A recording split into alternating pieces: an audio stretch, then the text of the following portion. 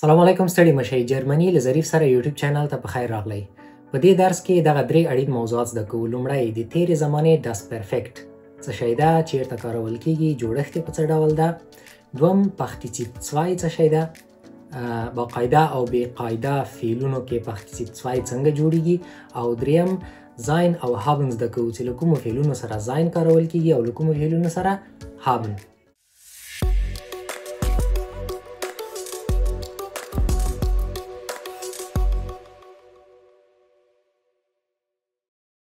بسم الله الرحمن الرحیم. په جرمني ژبه کې زمانې یوازې شپږ دانې دي. موږ په تېره خپرونه کې پریزنس زده کړی وو. که تاسو هغه خپرونه تر اوسه نه یې کتلي، لینک یې لاندې د ډسکرپشن په برخه کې ږدمه، کولی شئ هلته یې وګورئ. نن په تېره زمانې باندې بیا نږدې ماضي کې خبرې کوو. په تېره زمانه کې موږ یو لرې ماضي لرو، یو نږدې ماضي. په نږدې ماضي کې دوه زمانونه دي، یو ده پرفیکټ، بل ده پریتریتوم. دغه دواړه زمانې یو بل سره هیڅ توپیر نه لري په معنا او مفهوم کې. فرق یې همدا ده چې پرفیکټ په روزني خبرو اترو کې ډیر زیات کارول کیږي او پریتریتوم بیا په کتابونو، مجلو او په رسمي نامو کې کارول کیږي. په دې کې مهم یې همدا پرفیکټ ده چې نن پې خبرې کوو. داس پرفیکټ دا زمانه چیرته کارول کیږي؟ لومړی د یو عمل چې په تېره زمانه کې په یو معلوم وخت کې ترسره سوی وي، لکه Ich habe gestern die Hausaufgaben gemacht. ما پرون کورنۍ دندې ترسره کړې. دلته پرون مې کورنۍ دندې ترسره کړې، یعنی زمان معلوم ده پرون په یو معینه زمانه کې. دوم د یو عمل چې په تېره زمانه کې په یو نامعلوم وخت کې ترسره شوی وي او نتیجه یې اوس مهال سره اړیکه ولري، لکه Ich habe Medizin studiert. ما طب ویلی ده. ګورئ دغه عمل په تېره زمانه کې ترسره سوی، ما طب ویلی، معلوم نه ده چې څه وخت، خو اوس هم د دې اثرات سته په اوس مهال کې. اوس مهال سره اړیکه لري، یعنی زه اوس ډاکټر یم، ما طب ویلی، زه اوس ډاکټر یم. په خلاصه ډول باندې دغه دوه زمانې د پښتو په ژبه کې چې د مثال په ډول زه مکتب ته لاړم یا زه مکتب ته تللی یم، دغه دواړه زمانې په جرمني ژبه کې د داس پرفیکټ په واسطه باندې ښودل کیږي. اوس راځئ چې په جوړښت باندې کار وکړو. څنګه دغه زمانه جوړیږي؟ د چی نه په استفادې سره. دا زمانه د دوو فعلونو څخه جوړیږي. دوه فعله یو بل ته لاس په لاس کیږي او دغه زمانه جوړوي. لومړی ده کومکی فعل یا هیلفز ورب او بل یې ده اصلي فعل یا فول ورب. دغه کومکی فعلونو کې دوه دانې فعلونه دي. په جرمني ژبه کې درې دانې کومکی فعلونه دي، خو په دغه زمانه کې یوازې دوه دانې په کار راځي. یوې ده هابن، یوې ده زاین. یا هابن او یا زاین په کاریږي. هابن درلودل او زاین اوسېدل. دا کومکی فعل په پرفیکټ کې ګردان کیږي نظر په فاعل باندې. لومړی هابن یو تکرارو. Ich habe, du hast, sie, es hat, wir haben, ihr habt, sie haben. Sein په دې ډول ده. Ich bin, du bist, sie, es ist, wir sind, ihr seid, sie sind. اصلي فعل یا فول ورب بیا په پختیتیپ څوای حالت کې وي. پختیتیپ څوای د فعل یو حالت یوه بڼه ده، لکه انفینیټیف. د فعل اصلي بڼې ته انفینیټیف وایي. په همدې ډول پختیتیپ څوای د فعل یوه بله بڼه ده. امریه حالت د فعل یوه بله بڼه ده. پریزنس د فعل یوه بله بڼه ده. په همدې ډول پختیتیپ څوای هم د فعل یوه حالت یا یوه بڼه ده. موږ پختیتیپ اینس هم لرو چې بیا وروسته راتلونکي درسونو کې زده کوو. اوس ګورو چې دغه پختیتیپ څوای څنګه جوړیږي. راځئ یو دونه فعل په نظر کې نیسو، لکه دا فعل machen. دا انفینیټیف حالت کې ده د اوس لپاره machen. دغه فعل په انفینیټیف حالت کې په جرمني ژبه کې په ان یا ان باندې ختمیږي. د دې لپاره چې دغه machen پختیتیپ څوای حالت ته تبدیل کو، د دغه فعل وروستۍ برخه یا د فعل لکۍ ترې لرې کوو، دغه ان د فعل اصلي برخه پاتې کیږي. د اصلي برخې ته مخې ته ګ لیکو او اخر کې یو ټي ور اضافه کیږي. gemacht. machen gemacht. machen gemacht ته تبدیل سو.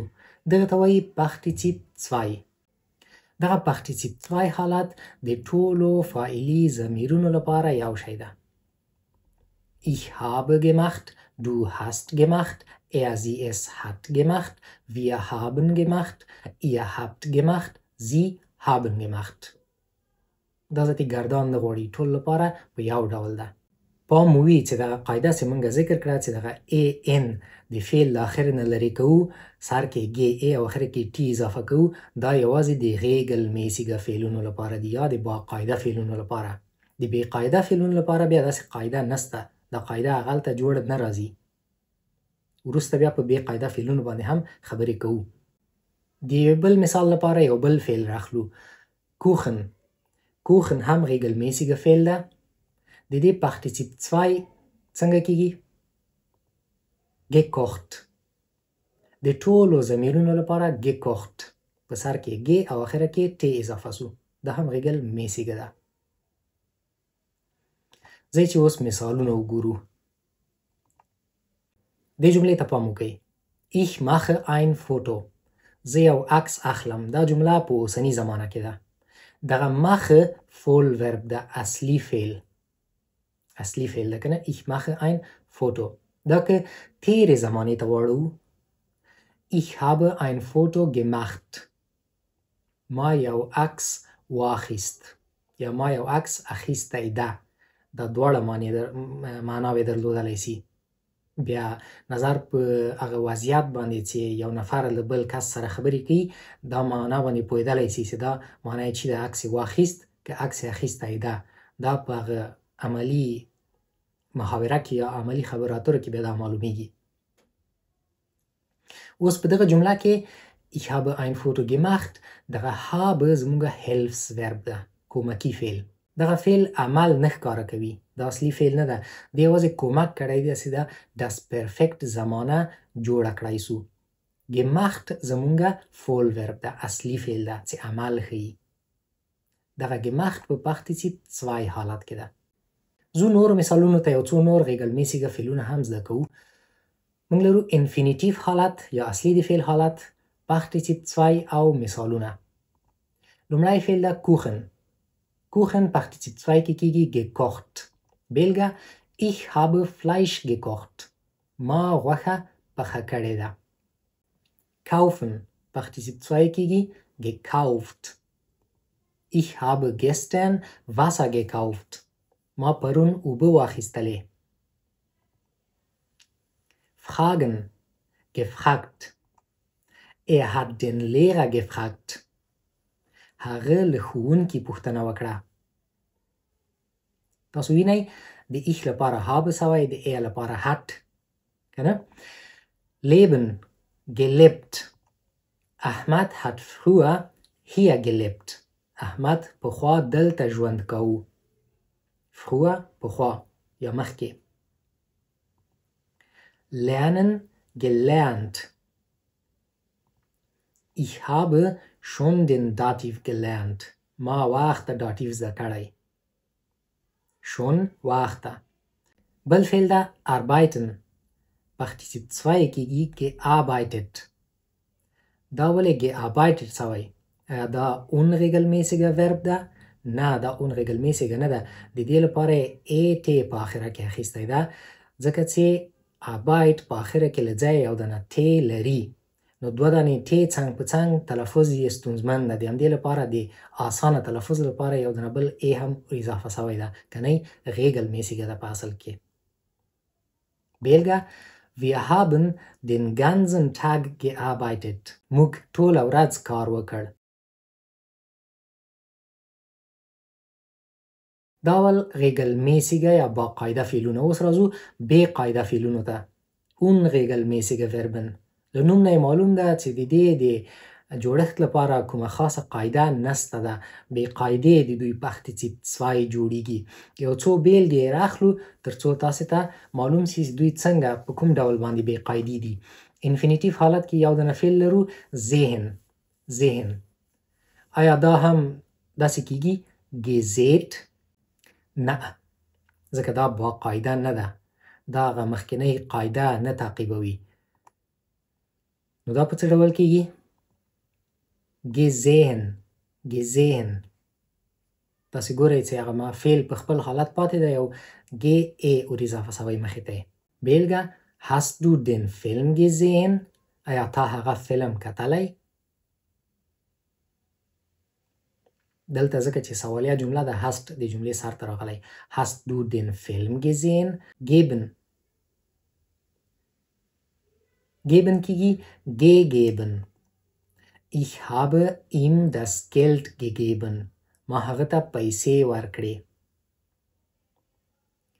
essen کېږي gegessen. er hat Eis gegessen. هغه آیسکریم وخوړ. sprechen Partizip 2 کېږي gesprochen. Ali hat mit dem Lehrer gesprochen. علي له ښوونکي سره خبرې وکړې. sprechen ګورئ بیخي ډېر تغییرات پکې راغلي دي. ام په سر کې یو ګ ای اضافه سوی، ام په وسط کې یو وکال توری تغییر کړی ده، gesprochen sprechen gesprochen سوی ده او آخر کې ای ان پر ځای باندې پاتې ده. بل فعل ده schreiben. دا کېږي geschrieben. wir haben ein Buch geschrieben. موږ یو کتاب لیکلی. بل فعل ده studieren. Partizip 2 کېږي studiert. was hast du in der Universität studiert؟ تا پوهنتون کې څه ویلي دي؟ دغه کوم فعلونه چې په ایغن باندې ختمیږي لکه همدغه studieren د دې Partizip 2 ert کېږي. studieren studiert. funktionieren funktioniert. یا passieren passiert. په دې بې قاعده حالت کې هم یوازې همدغه ته یوه کوچنۍ قاعده سته ده او نور فعلونه ټول په همدې ډول بې قاعدې دي. د دې د زده کولو لپاره بله چاره نسته. یوازې چاره یې همدا ده چې تاسې همدغه فعلونه انفینیټیف او پارتیسیپ 2 حالت یې ځان سره په یو کتابچه کې ولیکئ، نوټ یې کئ او همدارنګه یې حفظ کړئ. که تاسې په ګوګل کې یا له چټ جی پي ټي نه پوښتنه وکړئ د خپل سطحې په مناسب A1 A2 یا B1 په هره سطح کې چې یاستئ همدغه فعلونو لیست به تاسو ته راوباسي. تاسې کولی شئ هلته یې زده کړئ. د دې ترڅنګ د هر فعل لپاره جمله جوړه کړئ. په دې ډول مو ښه په ذهن کې کینی. دا سخته نه دي، په ذهن کې زر کینی. او که تاسې کوم خاص فعل پسې ګرځئ چې پارتیسیپ 2 پیدا کوي، بیا په ګوګل کې هماغه فعل ولیکئ، ترڅنګ یې ولیکئ کنیوګاسیون. ډېر ویب سایټونه شته، تاسو ته به د دې ګردان پارتیسیپ 2 کې راوباسي. او یوې موضوع ته مو پام وي، کله چې یو فعل پارتیسیپ 2 کې په آخره کې ای ان ولري لکه همدغه فعلونه چې دلته دي، دا په دې معنا چې دا اون regelmäßige ده، ځکه regelmäßige تنه ت اخلي کنه، اون regelmäßige ای ان اخلي اکثریت فعلونه. البته راورسېدلو د خپرونې مهمه موضوع ته او وروستۍ موضوع ته، چیرته هابن او چیرته زاین کارولای سو. هابن څه ده؟ 80% فعلونو لپاره هابن پکارېږي. عمومي قاعده دا ده هغه فعلونه چې اکوزاتیف جوړونکي دي او یا هغه فعلونه چې انعکاسي فعلونه دي. انعکاسي فعلونه تاسې راتلونکو درسونو کې وایي. اکوزاتیف جوړونکي فعلونه او انعکاسي فعلونو لپاره هابن پکارېږي. او زاین چې ده بیا نورو 20% فعلونو لپاره زاین پکار راځي. اوس هابن پرېږدئ، یوازې زاین چې زده کوئ هغه فعلونو لپاره چې زاین کارول کېږي هابن مو خپله زده کېږي. د نورو فعلونو لپاره موږ هابن کارولی سو. راځئ چې وګورو زاین له کومو فعلونو سره کارول کېږي. لومړی هغه فعلونو سره چې د موقعیت تغییر ښیي، یعنی فاعل پکې له یو موقعیت نه له یو ځای نه بل ځای ته حرکت کوي یا تغییر کوي. د مثال په ډول ګیهن تلل، له یو ځای نه بل چیرته تلل، موقعیت پکې تغییر وکړه. د دغه فعل لپاره زاین کارول کېږي. دویم فاغن، دا هم تلل دي خو په موټر کې یا په بس یا ټرین کې تلل. دا هم د فاعل موقعیت له یو ځای نه بل ځای ته پکې تغییر کوي. کله چې کوم فعل د موقعیت تغییر ښکاره کوي د دې لپاره موږ زاین کاروو. بل شویمن، لامبو کول، په دې کې هم موقعیت تغییر کوي. کومن، راتلل، په دې کې همچنان. دویم هغه فعلونه چې په هغه کې د فاعل حالت تغییر کوي. د بیلګې په ډول aufstehen. پاڅېدل فاعل ناست دی، پاڅېږي. پاڅېدل موقعیت یې تغییر وکړه. د دې فعل لپاره هم زاین کارول کیږي. einschlafen خوب وړل. یو نفر ویده ده، خوب یې ویسي. د دې حالت تغییر وکړه. د دې لپاره هم زاین کارول کیږي. aufwachsen رالویدل.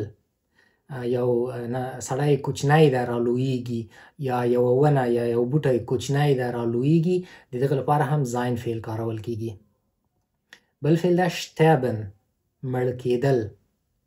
ژوندی مړ شي، حالت تغییر کوي کنه، دغه لپاره زاین کارول کیږي. نو په مجموع کې د موقعیت د تغییر لپاره چې هر فعل چې په هغې کې د فاعل موقعیت تغییر کوي او د فاعل حالت پکې تغییر کوي، د دغه ټولو افعالو لپاره موږ زاین کاروو. برعلاوه له دې یو 4 فعل نور هم دي، 4 خاص فعلونه نور دي چې د هغې لپاره هم باید موږ زاین وکاروو. لومړی خپله زاین ده. خپله زاین چې موږ په تیر مهال کې کاروو، پرفیکټ کې باید د زاین هیلفز ورب ورته وکاروو. دویم ده werden کېدل، د دې لپاره هم زاین کارول کیږي. دریم ده bleiben او څلورم فعل ده passieren. د دغه 4 فعلونو لپاره په استثنایی ډول باندې هیلفز ورب زاین کارول کیږي. راځئ مثالونه وګورو. له همدغه فعلونو نه یو څو دانې راخلو، په جملو کې کاروو. انفینیټیف لرو. gehen partizip 2 کیږي gegangen. gehen gegangen دا unregelmäßige Verb ده. Ich bin nach Hause gegangen. زه کور ته لاړم. نسو ویلی ich habe nach Hause gegangen. نه دا غلط ده. gehen داسې یو فعل ده چې په هغه کې فاعل موقعیت تغییر کوي کنه. کور ته لاړم، اوس چې چېرته لاړ هغې نه کور ته تللی ده، موقعیت یې تغییر کړی ده. دلته د bin یا زاین فعل کارول کیږي. ich bin nach Hause gegangen. fahren partizip 2 کیږي gefahren. دا هم unregelmäßig ده. bist du nach Berlin gefahren؟ آیا ته برلین ته تللی یې؟ نسو ویلی hast du nach Berlin gefahren؟ نه، haben نه کار نسو اخیستلی. bist du nach Berlin gefahren؟ همدارنګه sterben مړه کېدل partizip 2 ده gestorben. Er ist letztes Jahr gestorben. هغه تیر کال ومړ. خدای دې وبخي. sein د sein partizip 2 ده gewesen. مثال wir sind gestern in der Schule gewesen. موږ پرون په ښوونځي کې وو. که وغواړو دغه اوس زمانه کې کار کو دا کیږي wir sind heute in der Schule. که په تیره زمانه کې کار کو wir sind gestern in der Schule gewesen. دا یې تیره زمانه سوه، موږ پرون په ښوونځي کې وو. خو د دغه استفاده دومره ډېره عامه نه ده. د دې پر ځای له پښې تیغې توم نه کار اخیستل کیږي. داسې نه وایي خلک wir sind gestern in der Schule gewesen، وایي wir waren gestern in der Schule. پښې تیغې توم نه کار اخلي. د sein او د haben فعلونو partizip 2 دومره ډېره استفاده نه لري، په ځای یې پښې تیغې توم کارول کیږي. بیا به په راتلونکي درسو باندې په پښې تیغې توم باندې هم خبرې وکړو. بل فعل ده werden کېدل. geworden. ich bin Ingenieur geworden. زه انجینیر شوم. انجینري مې ویلې ده، انجینیر شوم، زه انجینیر شوم. passieren partizip 2 ده passiert. was ist hier passiert؟ دلته څه پیښه شوې؟ دا ول د زاین او د haben توپیرونه، خو دغه څو اړینو مطلبو ته مو پام وي. لومړی دغه fahren فعل چې ده دا 2 معناوې لري. یو تلل یعنی موټر کې تلل، او دوم چلول، موټر چلول. په دغه لومړی معنا کې چې موږ دا په جمله کې کاروو احمد ist mit dem Auto gefahren. احمد موټر کې لاړ. دغلته موږ له است نه کار اخیستلی ده که نه. خو که ووایو چې څه رقم موټر یې چلوو، احمد hat einen BMW gefahren. احمد یو BMW موټر چلوو. دلته ګورئ hat راغی، gefahren لپاره hat راغی. ولې؟ د دې لپاره چې دلته دغه hat چلول معنا ورکوي او اکوزاتیف جوړونکی فعل ده. اکوزاتیف جوړونکی حالت یې د ځان لپاره اخیستی ده. einen BMW اکوزاتیف حالت کې ده.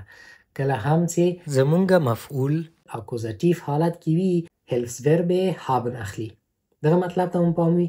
او دویمه خبره دا چې د دغه درې فعلونو لپاره یو د شتین، بل د زیتسن او بل د لیګن. د دغه دریو فعلونو لپاره موږ هم هابن کارو هم زاین دواړه کارولی سو. Ich habe gestanden زه ولاړ وم. Ich bin gestanden زه ولاړ وم. دواړه یوه معنا ورکوي. همدارنګه ich habe gesessen زه ناست وم. Ich bin gesessen زه ناست وم. liegen ich habe gelegen زه پروت وم. Ich bin gelegen زه پروت وم. خو ولې هم هابن او هم زاین ورته کارول کیږي؟ داسې د منطقوي یا لهجوي مسله ده. په ستاندرد جرمني ژبه کې یا د جرمني په شمالي سیمو کې هابن استفاده کیږي دغه فعلونو لپاره، او په بایرن او همدارنګه په اتریش او سویس کې بیا له زاین نه د دغه فعلونو لپاره کار اخلي. تاسو راته کمنټ کوئ چې تاسې له کوم هیواد نه او له کوم ښکلي ښار نه دا درس ګورئ. دا ول ټول هغه اړین موضوعات چې د ډاس پرفیکټ یا د تیرې زمانې په اړه باید تاسې زده کړئ. چینل سبسکرایب کړئ، ویډیو لایک کړئ او له خپلو ملګرو سره هم شریکه کړئ. په دې هیله چې دغه درس نه مو یو څه زده کړي وي. تر بلې خپرونې د خدای په امان.